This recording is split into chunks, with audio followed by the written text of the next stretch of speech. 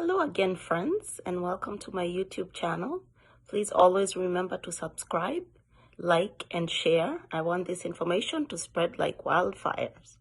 All right, today's topic is the different pathways for entry into Canada. I'm going to give you the pathways that are available to enter Canada, and it's up to you to figure out, depending on your work experience, your education, your interests, and your family dynamic, to figure out which is the best pathway for you. All right, the first one I will discuss is study visa. So when you apply to a Canadian high school, or you can actually apply for high school. A lot of people don't know that. You can apply for high school for your child to come and study high school.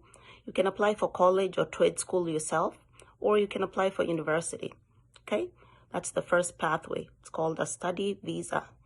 Now, when you enter the Canadian border, you're issued a work permit that before November 15th, 2022 to December 31st, 2023, you could only work for 20 hours during the when school was in session. And a semester here starts first week of September to the first week in before Christmas, the week before Christmas, so the 22nd, thereabouts. That's one semester. So during that time, you could only work for 20 hours a week. The only time you could work more hours was during summer break, which is usually around May or June to August the following year. That's the only time you could work more than 20 hours a week. But because now this new policy allows you to work as soon as you enter Canada, you get a work permit and a study permit. You can study and work simultaneously, work full-time, go to school full-time. Schools here are open evenings, weekends. So you can work during the day, go to school in the evenings, or study Monday to Thursday, and then work Friday 12 hours, Saturday 12 hours, Sunday 12 hours, however many hours you want to work. All right, that's the first pathway into Canada, study visa. The second pathway is a visit visa or a business visit.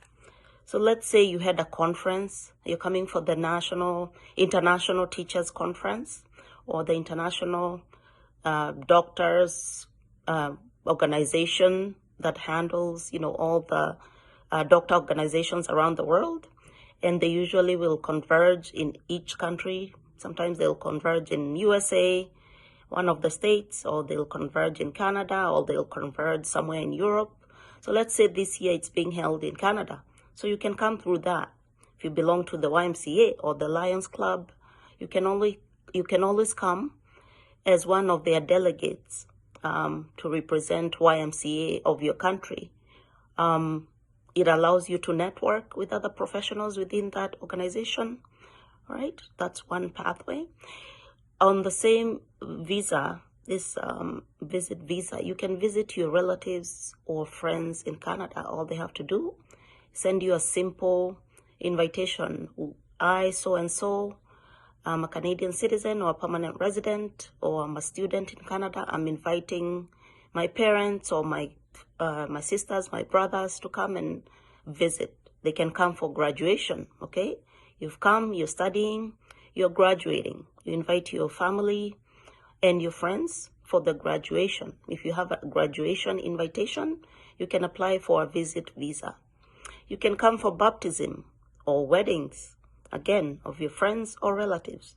There's so many categories to come under that umbrella of visit visa. You can bring your family to visit Niagara Falls. You can visit all the museums. We have a lot of museums in Canada.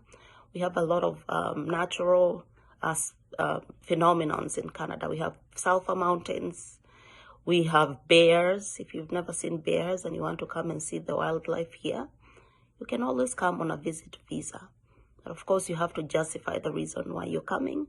You have to have sufficient funds. In any category of visit visa or business visit, you have to have enough funds to cater for your visit, to cater for your hotel, your food, and all the places you're going. There's always tickets. If you're going to a museum, there's going to be a ticket fee.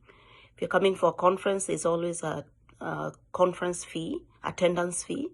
So always have enough funds to show the visa officer that you're fully capable of coming for that visit and returning to your country. All right, that's the visit or business visa.